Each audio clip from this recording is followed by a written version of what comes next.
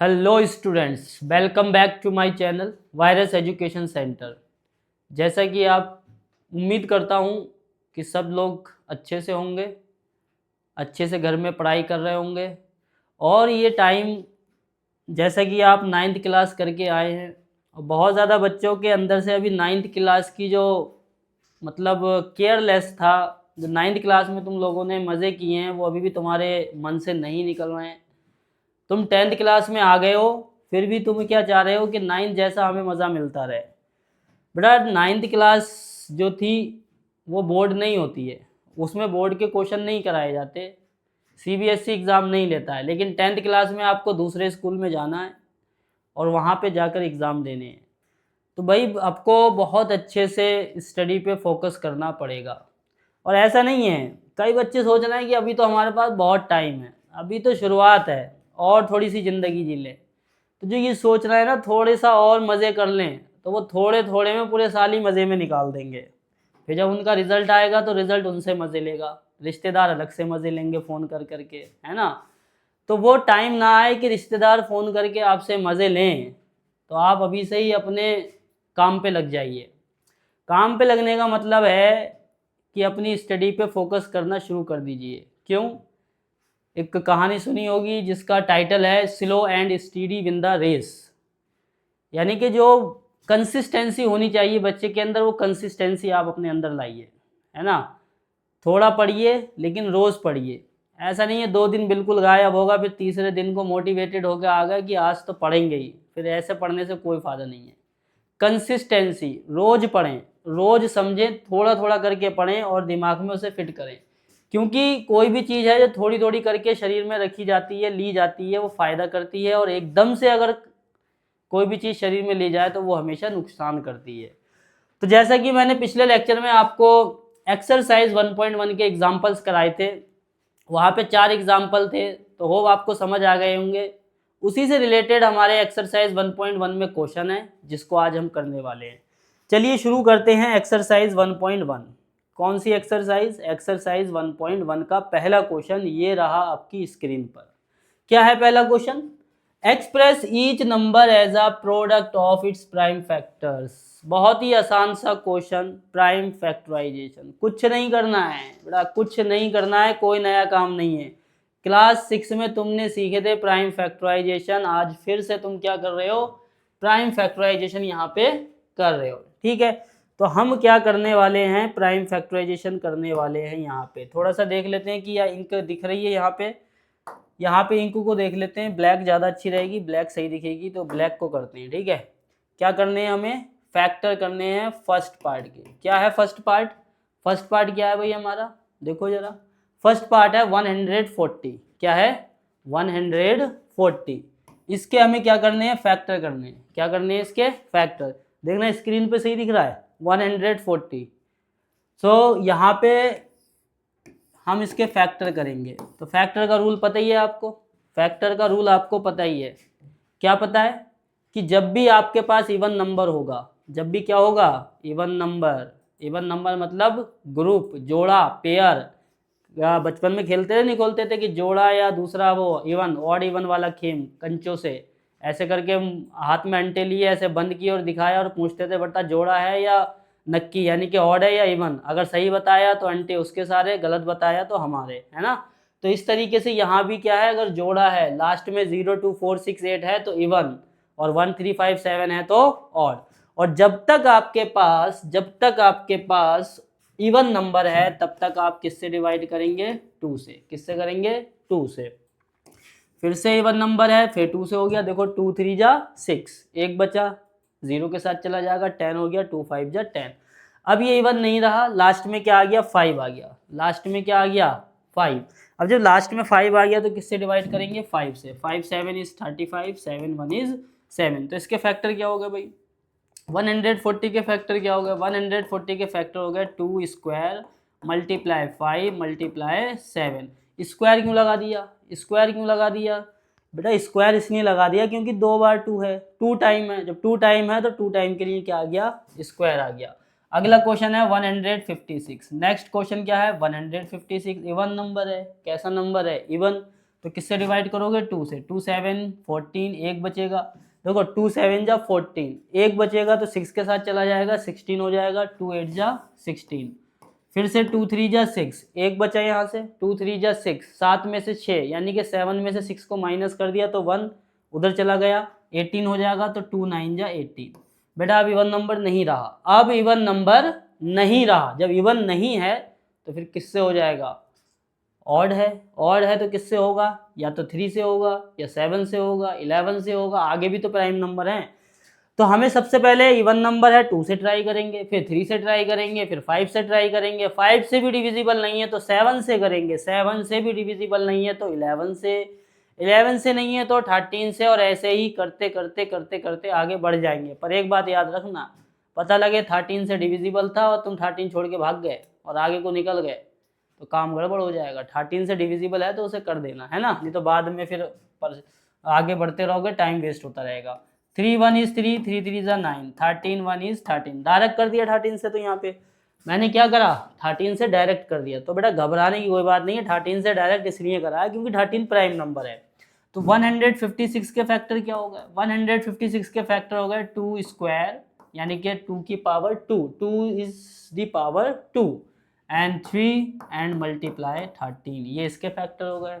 तो कुछ नहीं करना है बेटा, इसमें कुछ ज़्यादा इतना इंपॉर्टेंट नहीं है, सिर्फ फैक्टर करने हैं और आपको बहुत अच्छे से आते भी होंगे। आप जल्दी से 325 के कर लेते हैं, ज़्यादा इसको एक्सप्लेन ना करते हुए जल्दी जल्दी इसके क्वेश्चन को निपटा लेते हैं, है ना। इसको 5 है लास्ट में 5 है तो किससे करेंगे, 5 5 7 या 35, 5 7 आर 35, 3 बचेंगे और 2 के साथ जाएगा तो 32 यानी कि 32 हो जाएगा। 5 6 are 30, then we have the 2 and it will be go with 5 and it become 25, then it will be 5 5 25। क्या हुआ, इंग्लिश बोल दी भाई, इंग्लिश में पढ़ा दिया, कोई बात नहीं हिंदी में पढ़ा देते हैं। 5 7 35, 3 बचेगा, 2 के साथ जाएगा 32 हो जाएगा और 5 6 जा 30, 5 5 25। फिर से लास्ट में 5 है, फिर 5 से डिवाइड कर देते हैं, 5 1 is 5, 5 1 is 5, गलत हो गया, 5 नहीं लिखना है भाई, 5 नहीं लिखना है, 5 नहीं लिखना है मुझे भाई, बच्चों की तरह गलती हो जाती है कभी कभी।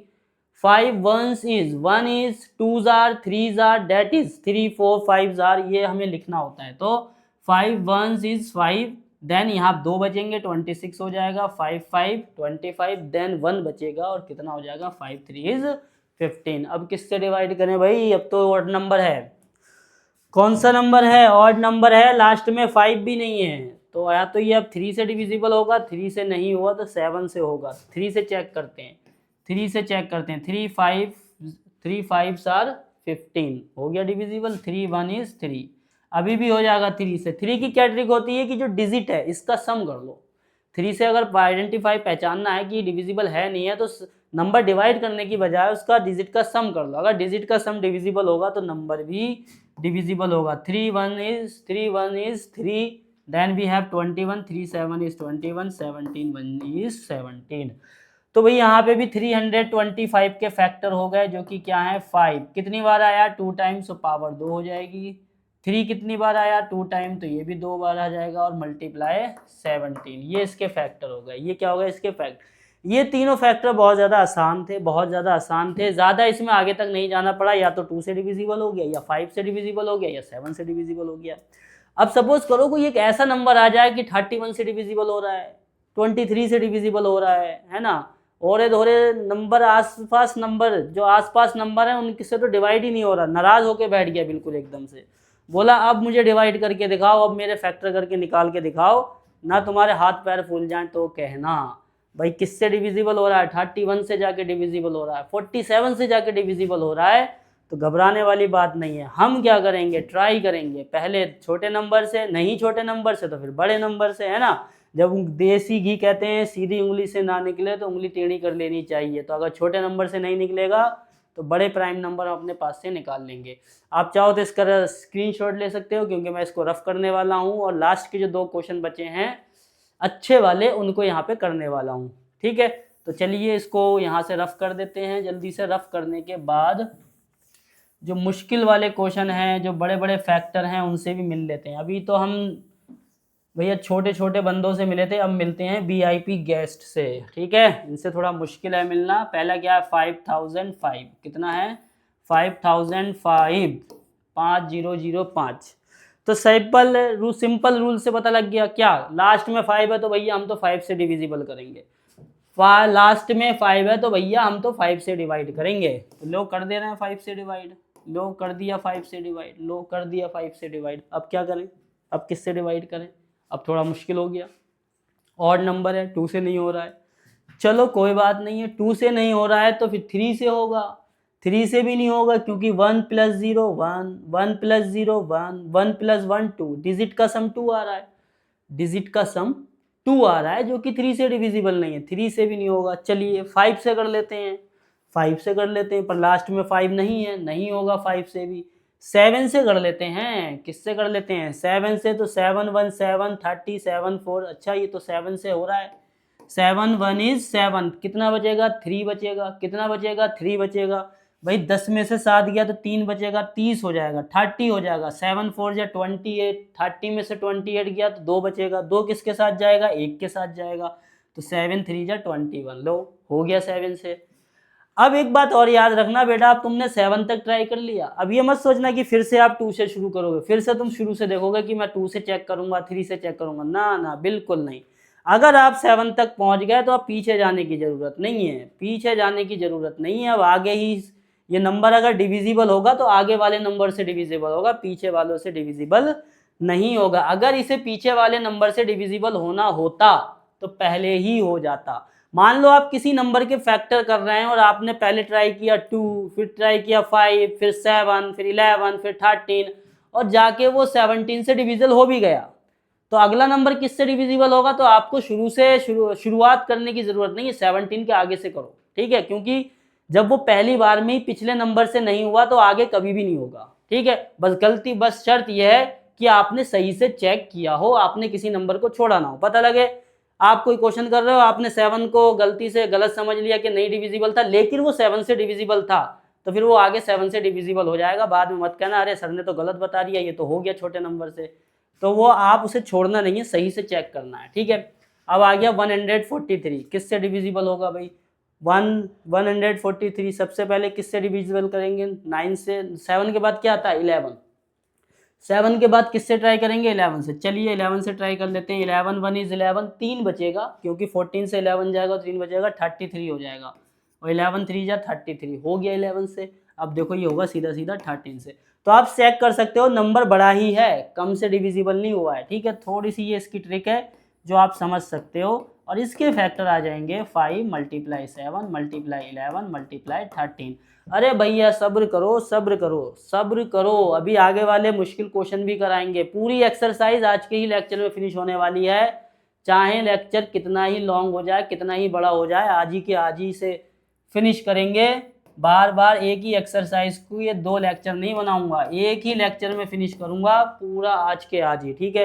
7429, 7429 किससे डिविजिबल होगा, 2 से नहीं हो सकता, इवन नंबर नहीं है। 3 से नहीं हो सकता, डिजिट का सम 3 से डिविजिबल नहीं है। 5 से भी नहीं होगा, क्यों, लास्ट में 5 नहीं है। 7 से होगा क्या, नहीं होगा। 7 से नहीं होगा क्योंकि 7 1 जा 7, 7 6 जा 42, 9 बच जाएगा भाई, नहीं होगा 7 से भी। 11 से होगा क्या, चेक करो 11 से, नहीं होगा 11 से। 13 से होगा क्या, चेक करो 13 से, चेक करो, नहीं होगा। 13 के बाद आता है आपका 17, क्या आता है 13 के बाद 17, चेक करो क्या 17 से होगा, तो 17 से चेक कर लेते हैं या 13 से भी चेक करके देख लेते हैं। 13 5 जा 65, 13 5 जा 65, 92 हो जाएगा। 13 7 जा 91, नहीं हो रहा है 13 से। 17 से कर लीजिए, 17 से ट्राई करिए। 17 1 is 17, 17 2s are 34, 17 3s are 51, and 17 4s are 68, 74s are 68। तो 68 जब 74 से माइनस होगा तो बचेगा 6, कितना बचेगा 6, तो यहाँ हो जाएगा 2, 62 हो जाएगा, कितना हो जाएगा 62। अरे ऐसे समझ नहीं आ रहा तो भैया ऐसे कर लो, यहाँ डिवाइड करके देख लो, 17 4s are 68, और यहाँ कितना बचने वाला है जल्दी बताओ 6, 17 3 जा 51, 17 3 जा 51, 17 3 जार 51, यहाँ पे 1 आएगा, यहाँ भी 1 आएगा और 17 7 इज 199। तो भाई 17 से डिविजिबल हो गया, मान गया, 17 से मान गया, किसी से नहीं मानना चाह रहा था लेकिन 17 से मान गया, जो कि आया है 437। अब 437 को डिवाइड करने के लिए आपको शुरू से शुरुआत करने की जरूरत नहीं है कि आप 2 से देखो, 3 से देखो ना, 17 से आगे चलो, 17 से आगे चलो। 17 के आगे क्या है, क्योंकि एक बार हम शुरू से चल रहे हैं तो पहले ही डिविजिबल नहीं होला, पहले ही नहीं माना तो आगे भी कभी उस नंबर से नहीं मानेगा। 17 से मान गया, अब इसके पहले जो नंबर थे उससे ये नहीं मानने वाला, कोशिश कर लो चाहो तो।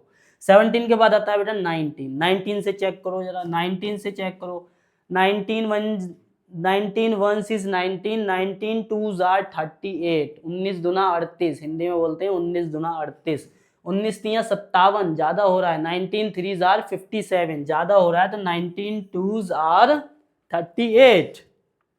अब 43 से 38 माइनस करोगे तो बेटा 5 बचेगा, और 5 जब 7 के साथ जाएगा तो ये बना लेगा 57, तो 19 3 इज 57, और 23 बेटा आपका प्राइम नंबर है। 23 क्या है, प्राइम नंबर है, और जब 23 प्राइम नंबर है तो हमारा ये क्या हो गया, फैक्टर हो गया। देखा कितने बड़े बड़े नंबर है, कितने बड़े बड़े नंबर हैं, कितने बड़े बड़े लोग हैं, कितने वीआईपी लोग हैं, बच्चे के हाथ पैर फूल जाते हैं यहाँ तक डिवाइड करने में, क्वेश्चन छोड़ के एक तरफ को बैठ जाता है, मेरे बस की नहीं है। क्यों, क्योंकि भैया बहुत ज़्यादा मेहनत है, 2 से कर रहा है, 5 से कर रहा है, नहीं मान रहा है, 7 से माना रहा है, 11 से मना रहा है, किसी से नहीं माना, किससे माना, 17 से।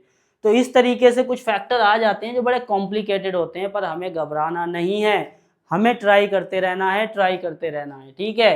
तो अगर हम राइट डायरेक्शन में अच्छे से मेहनत करें, ईमानदारी से मेहनत करें, तो एक दिन सक्सेस जरूर होते हैं, सफलता हमारे कदम जरूर चूमती है, पाँच चाहे कुछ भी हो जाए। तो मेरा पहला क्वेश्चन हो गया था, आप चाहें तो इसका स्क्रीनशॉट ले सकते हैं, ठीक है, ले लिया, अगले बढ़ते हैं। अगला क्वेश्चन है find the LCM and HCF. जैसा कि एग्जांपल में बहुत सारे हमने क्वेश्चन करे थे एचसीएफ और एलसीएम के, तो यहाँ भी हमें एचसीएफ एलसीएम करना है, पर यहाँ पे एक वेरिफिकेशन भी करना है। क्या है वेरिफिकेशन, कि एलसीएम इक्वल एचसीएफ इक्वल होता है प्रोडक्ट ऑफ 2 नंबर्स। चलिए देखते हैं क्या ये स्टेटमेंट सही है, क्या ये स्टेटमेंट सही है, क्या ऐसा होता है कि किसी 2 नंबर का हम एचसीएफ और एलसीएम निकालें, उन एलसीएम और एचसीएफ को मल्टीप्लाई कर दें, फिर जो 2 नंबर का हमने एलसीएम एचसीएफ निकाला है उनको मल्टीप्लाई कर दें, तो दोनों इक्वल आते हैं। ऐसा ये स्टेटमेंट बोल रही है कि आप किसी भी 2 नंबर का एलसीएम और एचसीएफ निकालो तो उसको मल्टीप्लाई जो होती है वो इक्वल होती है नंबर्स की मल्टीप्लिकेशन के। चलिए देखते हैं कितनी इनकी बात में सच्चाई है, चलिए देख लेते हैं कितना सच है। तो सबसे पहले इसके प्राइम फैक्टराइजेशन कर लो, फिर से प्राइम फैक्टराइजेशन कर लो। 3 से नहीं करेंगे, गलती से 3 लिख दिया भाई, इवन नंबर है तो किससे होगा, इवन नंबर है तो किससे होगा, 2 से होगा, इवन नंबर है तो किससे होगा, 2 से होगा, ठीक है, इवन नंबर है तो किससे होगा, 2 से होगा।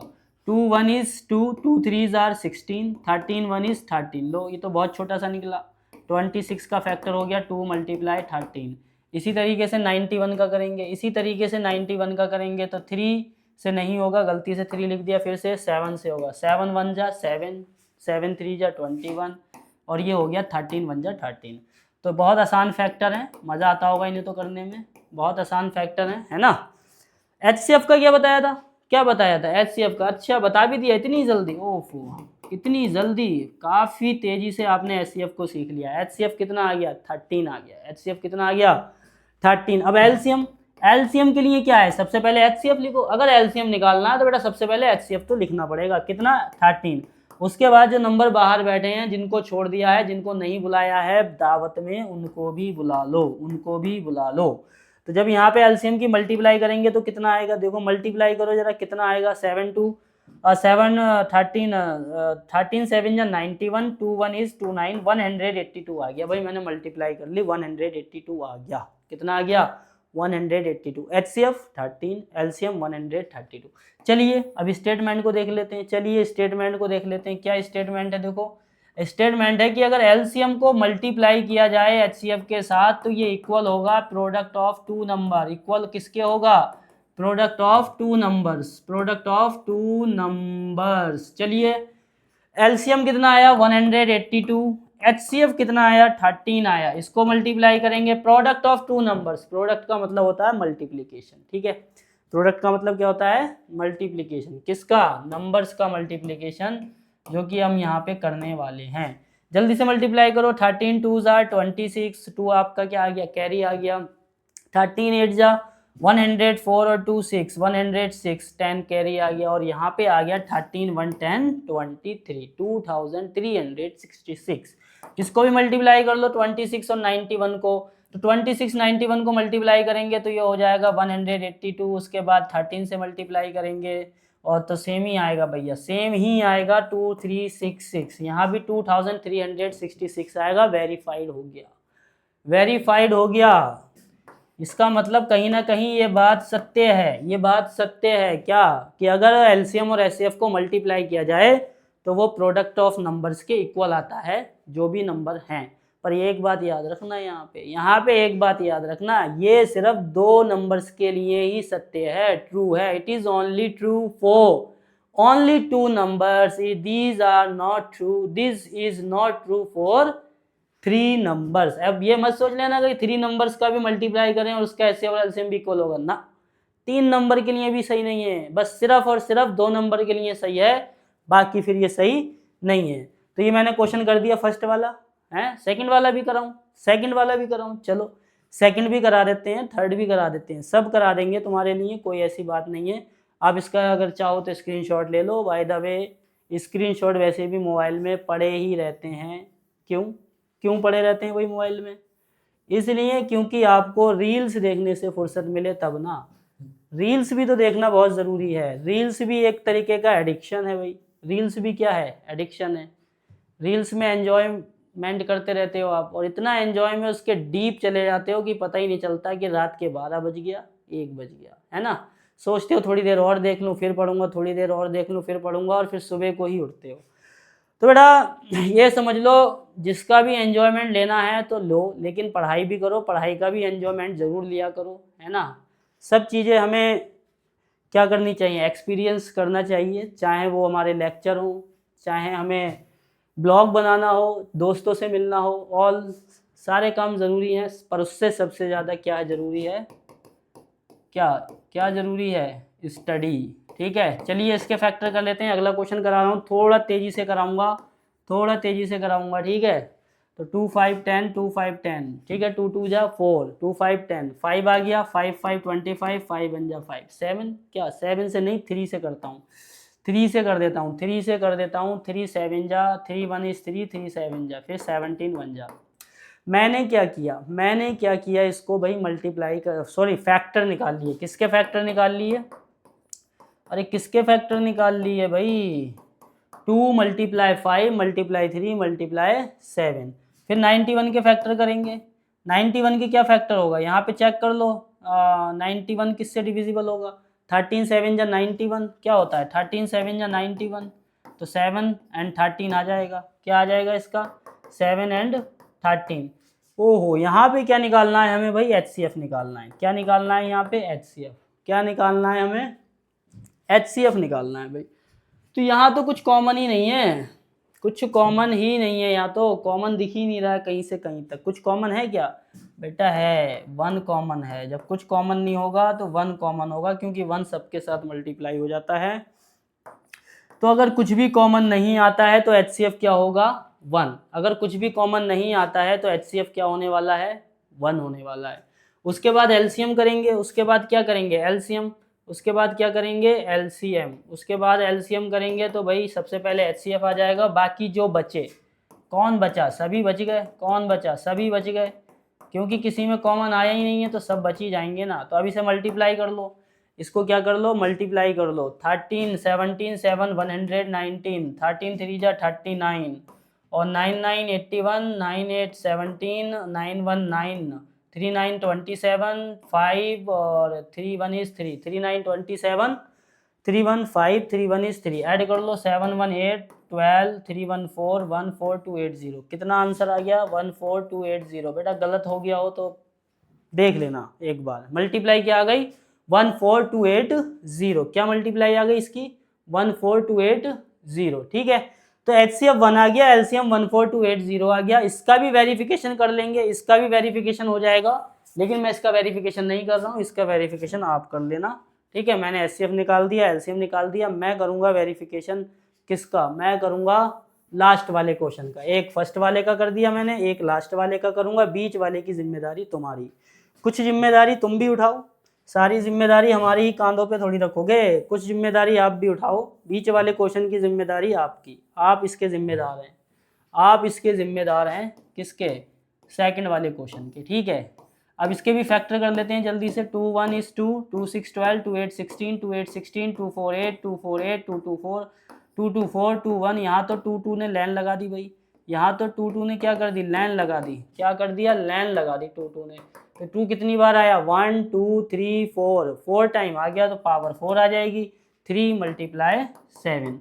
इसी तरीके से किसका, 54 का कर लेते हैं। 54 का क्या आएगा, 2 2 through 7, 3 9 27, 3 3 9, 3 1 जा 3। यहाँ पे 3 ने लाइन लगा दी, यहाँ पे क्या हुआ, 3 बहुत बार आ रहा था, 2 × 3 पावर इज 3। ठीक है, ये रहा हमारा, ये फैक्टर हो गए। अब यहाँ से एचसीएफ निकाल लो।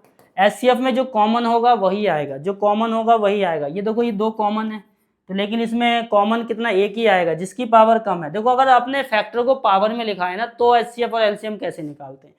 फैक्टर को आपने पावर में लिखा है तो एचसीएफ और एलसीएम कैसे निकालते हैं। एचसीएफ के लिए जिसकी पावर कम है उसको ले लो, ये दोनों सेम है, जिसकी पावर कम है उसको ले लो, ये दोनों सेम है, जिसकी पावर कम है उसको ले लो। ठीक है, अब ये तो चलो इन पे डैश बना दिया, ये तो काउंट हो गए। अब जो ये काउंट हो गए, दोनों क्या हो गए, काउंट हो गए। अब कोई है ही नहीं जो कॉमन हो, इसके अलावा कोई है ही नहीं जो कॉमन हो, तो इसका आंसर क्या आ जाएगा, 6। एचसीएफ का आंसर क्या आ गया, 6 आ गया। 3 2 जा 6। अब एलसीएम की बारी आ गई। एलसीएम देखो 2 तरीके से एचसीएफ एलसीएम निकल सकता है, मल्टीप्लाई में हो या पावर में हो।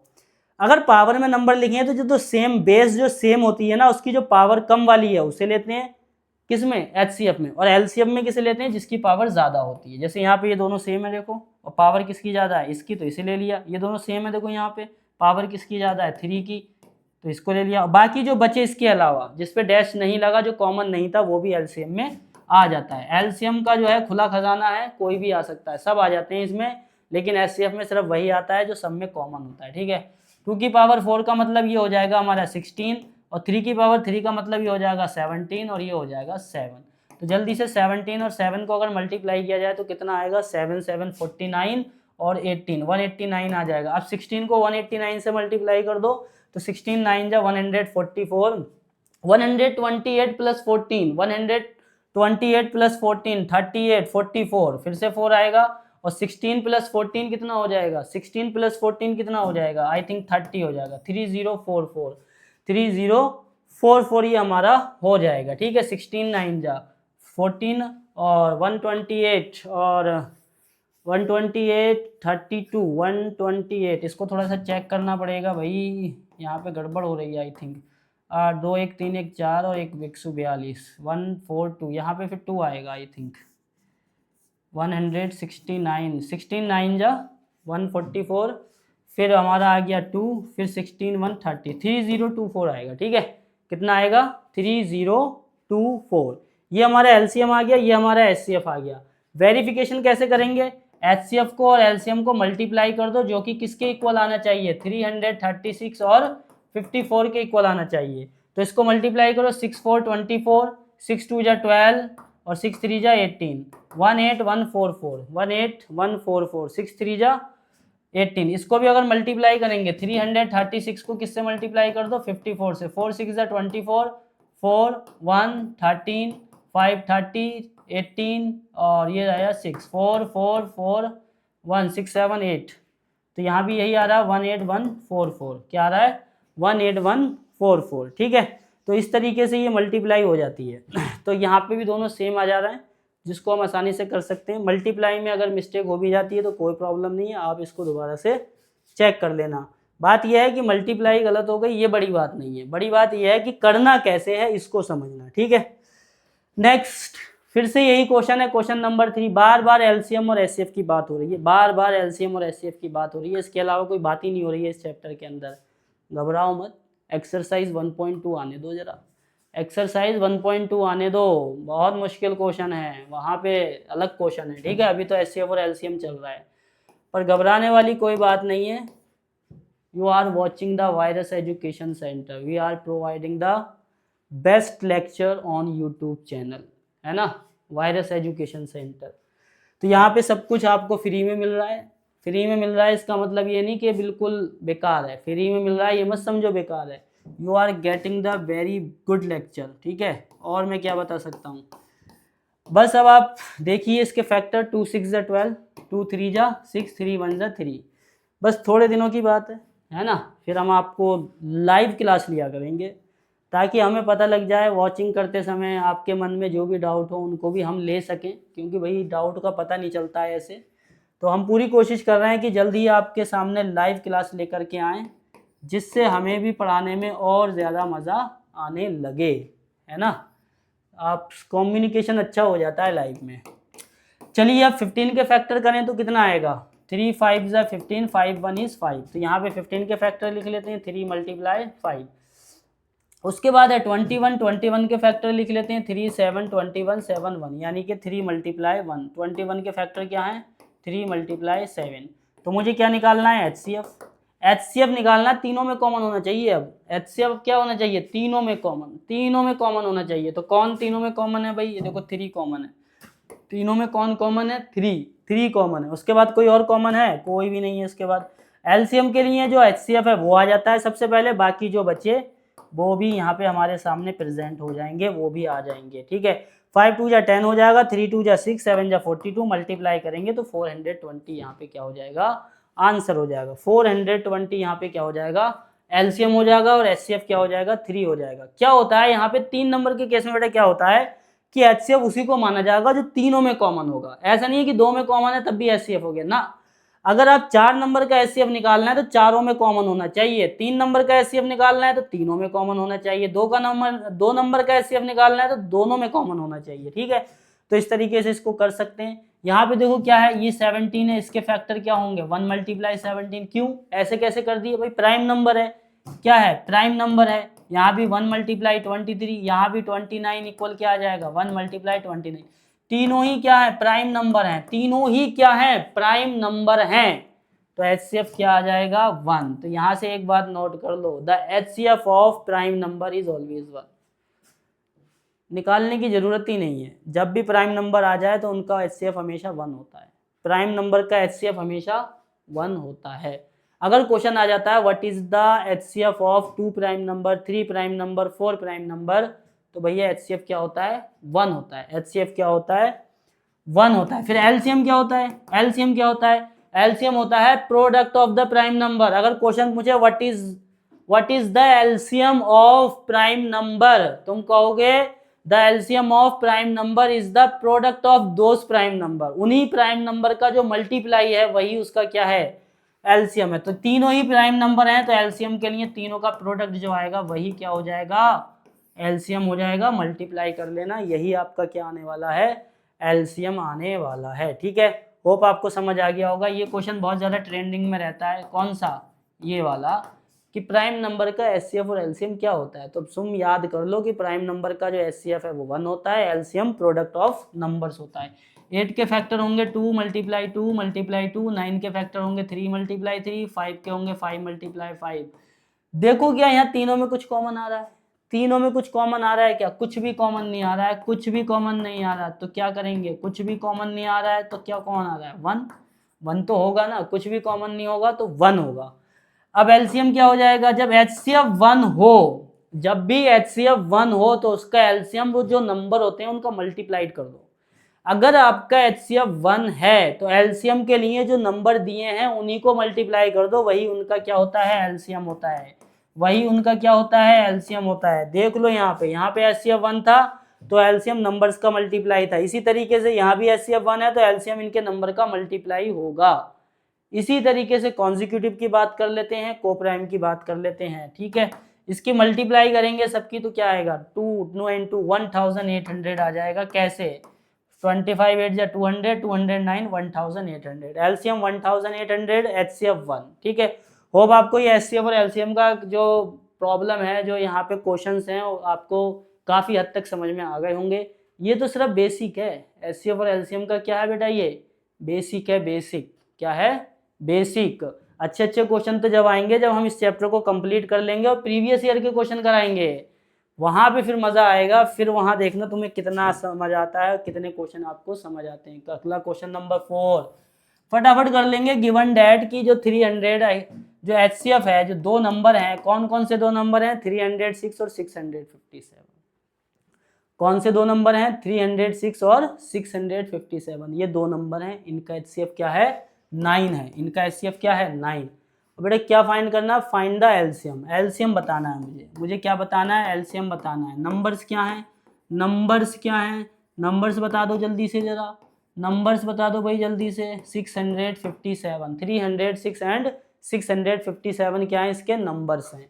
तो बेटा फॉर्मूला याद होगा आपको, क्या formula, HCF multiply LCM. HCF multiply LCM is equal to product of number, is equal to product of numbers, is equal to product of numbers. इसी का ही यूज क्यों कर रहा हूँ, वैसे तो मैं एलसीएम क्या करूँ, फैक्टर कर लूँ तब भी तो एलसीएम निकाल सकता हूँ, फैक्टर करके भी तो एलसीएम निकाल सकता हूँ। इसको लिखने की क्या जरूरत है सर जी। तो याद रखो आपके पास दो टर्म है, दो नंबर हैं, एक HCF और एक एलसीएम, ये चार चीजें, और इन चार चीजों में से आपको तीन चीजें प्रोवाइड हैं और एक आपसे पूछा है, तो इसका यूज किया करो, इससे क्वेश्चन आसान हो जाता है। हो सकता है फैक्टर जो आपको क्वेश्चन आए एग्जाम में उसके फैक्टर थोड़े कॉम्प्लिकेटेड हों, आपको टाइम लगेगा करने में। जब आपके पास तीन चीजें दे रखी हैं तो चौथी चीज आपको निकालना है, चौथा पार्ट निकालना है, तो इससे निकाल लो फटाफट। और वायदा भी अगर तुम्हारे अंदर दिल कर रहा है कि नहीं मुझे तो फैक्टर करके ही निकालना है इसका एलसीएम, तो निकाल सकते हो, यू आर फ्री, आप कर सकते हो।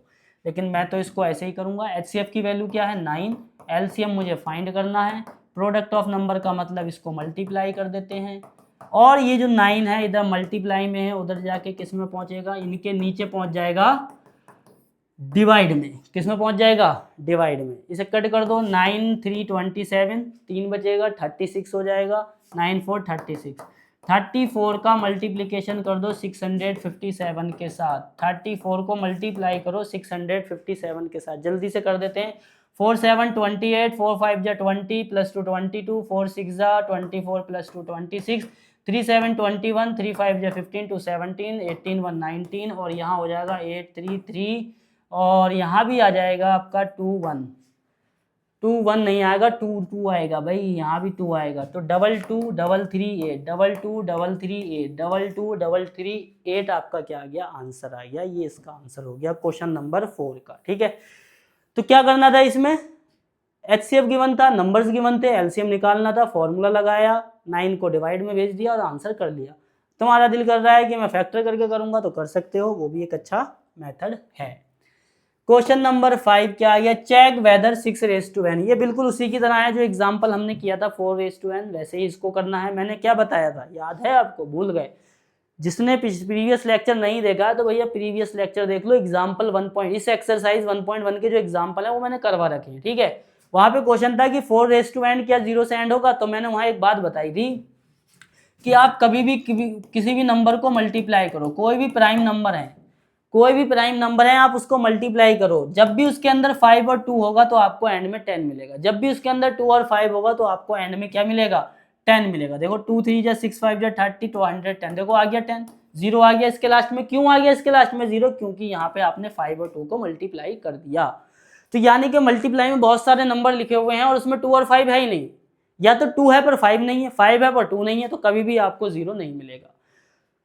नंबर के मल्टीप्लाई जब आप कर रहे हैं तो आपको 0 तभी मिलेगा जब उसके अंदर 2 और 5 हो।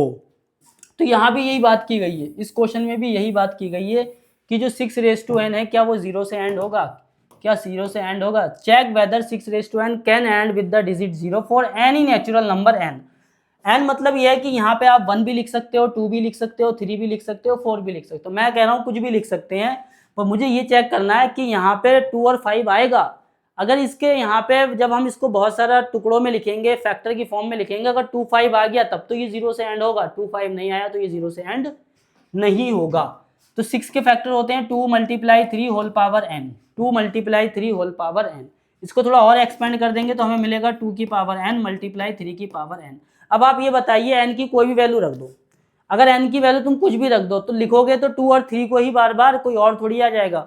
मान लो n की वैल्यू यहाँ कुछ भी रख दो तो 2 को ही बार बार लिखना पड़ेगा, 3 की वैल्यू n, यहाँ भी n की वैल्यू कुछ भी रख दो तो 3 को ही बार बार लिखना पड़ेगा। सपोज करो आपने n की वैल्यू 10 रख दी, n की वैल्यू 10 रख दी, तो 2 को भी 10 बार लिखोगे और 3 को भी 10 बार लिखोगे, पर तुम्हें यहाँ 5 नहीं मिलेगा। हमें तो 2 और 5 चाहिए 0 के लिए। तो आप n की वैल्यू 100 भी रख दोगे तो अभी 2 को 100 बार लिखोगे, 3 को 100 बार लिखोगे, यानी कि बार बार 2 और 3 ही मल्टीप्लाई होगा। अगर n की वैल्यू कुछ भी रखी जाए तो 2 और 3 ही बार बार मल्टीप्लाई होगा। क्यों? क्योंकि पावर जितनी होती है तो बेस होता है, बेस ही रिपीट होता है मल्टीप्लाई में, कोई नया नंबर नहीं आता। तो यहाँ पे सिर्फ 2 3 ही क्या होगा, रिपीट होगा। और यहाँ पे हमें 5 नहीं मिलेगा, इसके फैक्टर में 5 नहीं आएगा, और जब 5 और 2 नहीं आएगा तो ये कभी भी 0 से एंड नहीं होगा। तो बस यही लिखना है, द फैक्टर ऑफ, क्या लिखेंगे, the factor of 6 is 2 multiply 3 multiply 1। The factor of 2 multiply 3 multiply n। ठीक है, n की जगह हम कुछ भी रख सकते हैं। So it will never be and with 0, it will never be and with 0 because क्यों नहीं होगा, बिकॉज it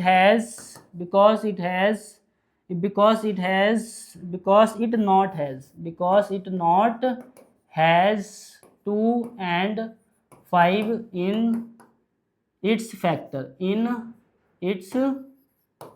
factor, क्योंकि 2 और 5 इसके फैक्टर में नहीं है। तो बेटा यहाँ पे 6 के जो फैक्टर है 2 3 1 है, और 0 आने के लिए क्या होना चाहिए था, 2 5। तो 2 5 इसके फैक्टर में नहीं है, इसीलिए ये कभी भी 0 से एंड नहीं होगा। ठीक है, इसको आप समझ सकते हो, अपनी लैंग्वेज में भी लिख सकते हो। लिखने का तरीका यही है, आपको बस 1-2 बातें कहनी है कि इसमें 2 5 नहीं आ रहा है फैक्टर में, इसलिए 0 से एंड नहीं होगा। 2 5 आ जाता तो 0 से एंड हो जाता। चलिए नेक्स्ट क्वेश्चन पे, चाहो तो स्क्रीनशॉट ले लो, नहीं चाहो तो अगले क्वेश्चन पे आ जाओ।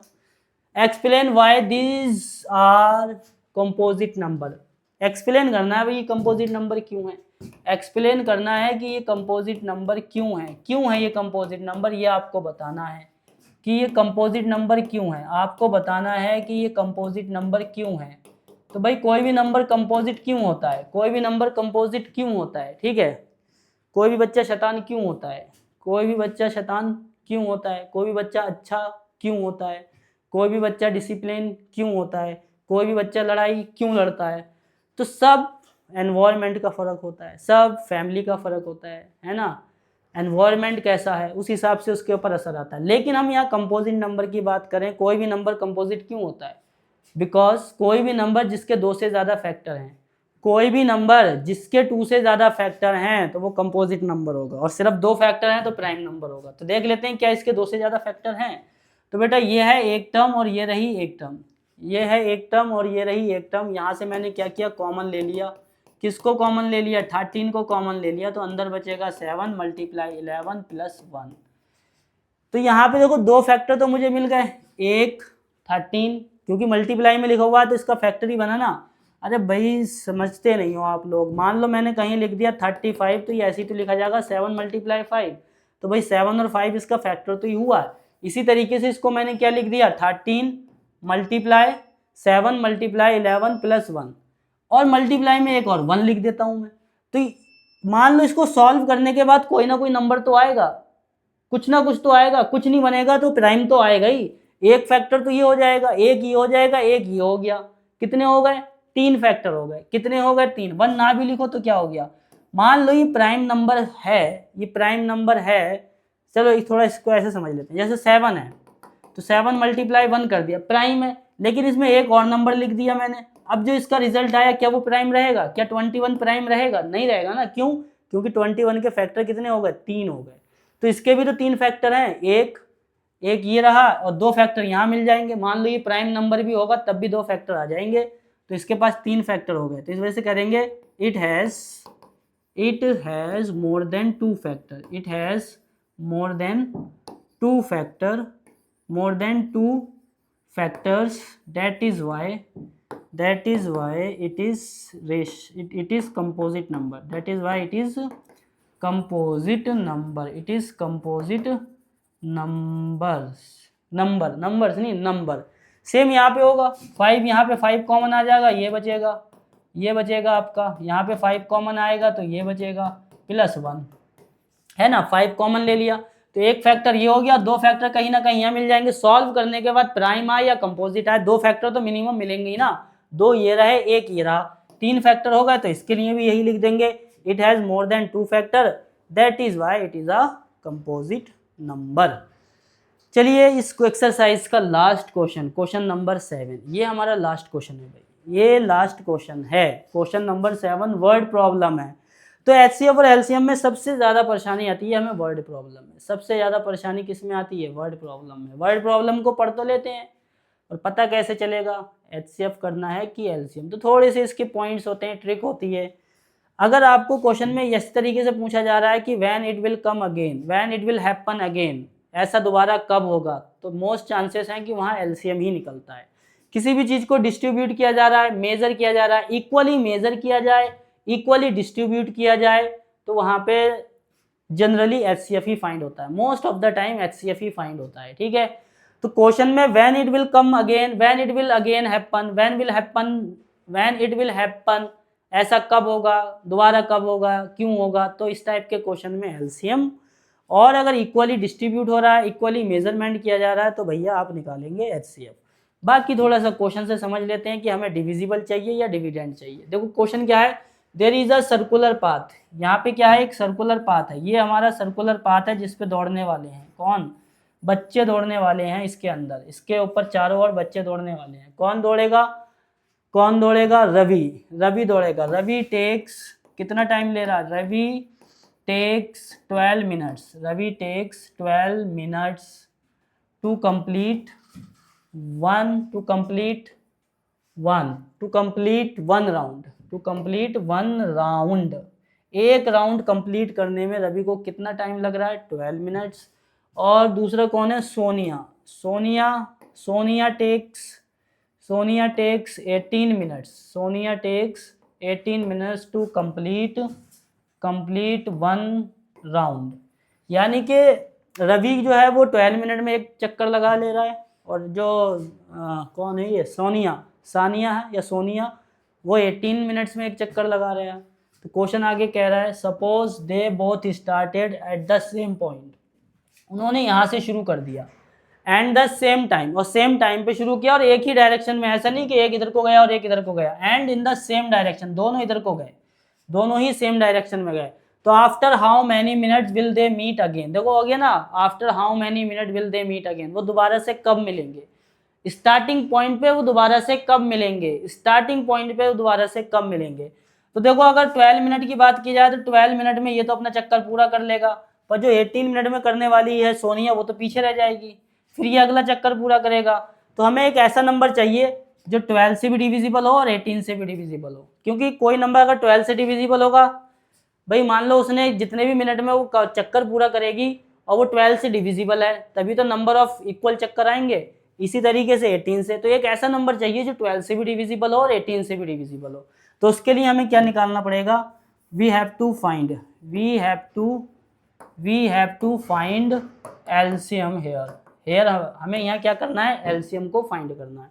तो एलसीएम को फाइंड करना बहुत आसान है आपके लिए, जल्दी से इसको फाइंड कर लीजिए। 2 6 2 9 3 2 6 3 3 9 2 1 is 2 3 रिमेन विल सेम, 3 ऐसे ही रहने वाला, 3 1 is 3। तो एलसीएम कितना हो जाएगा, 2 × 3 × 2 × 3 यानी कि 36। कितना एलसीएम हो गया, 36। इसका मतलब they will meet again after 36 minute, at starting point. भाई वो 36 मिनट के बाद स्टार्टिंग पॉइंट पे मिलेंगे। तो होप आपको ये क्वेश्चन समझ आ गया होगा। एचसीएफ और एलसीएम के क्वेश्चन में बस आपको यही ध्यान रखना है, यहाँ दो ट्रिक होती हैं। अगर ऐसे पूछ रहा है question what it will come again या what will do it again, ऐसा दोबारा कब होगा, तो मोस्ट ऑफ द प्रोबेबली है कि एलसीएम निकलेगा। और कोई भी चीज़ इक्वली डिस्ट्रीब्यूट हो रही है या इक्वली मेजरमेंट की जा रही है तो मोस्ट प्रोबेबली एचसीएफ होगा, ठीक है। दूसरा ये, बाकी तो हम क्वेश्चन को देख के समझते हैं कि नंबर डिविजिबल होना चाहिए या डिवाइड कर रहा है, हमें डिविजिबल वाला चाहिए या डिवाइड वाला चाहिए। अगर डिविजिबल वाला चाहिए तो एलसीएम, डिवाइड वाला चाहिए तो एचसीएफ। उम्मीद करता हूँ आपको ये लेक्चर बहुत ज़्यादा पसंद आया होगा और आप इसको अपने दोस्तों के साथ अगर आपको ये लेक्चर अच्छा लगा तो इसको अपने दोस्तों के साथ भी शेयर करिए और सबको बताइए we are providing the free education at Virus Education Centre. कहीं भी कोई भी कोर्स परचेज करने की ज़रूरत नहीं है। 1000 रुपये, 2000, 3000, कहीं भी आपको पैसा खर्च करने की ज़रूरत नहीं है। आपको यहाँ सब कुछ मिलने वाला है फ्री में। यहाँ पे अभी आपके टेस्ट पेपर भी कराए जाएंगे, सैम्पल पेपर भी कराए जाएंगे। बस आप बने रहिए हमारे चैनल के साथ और देखते रहिए हमारे चैनल को। आज के लिए बस इतना ही। Thank you.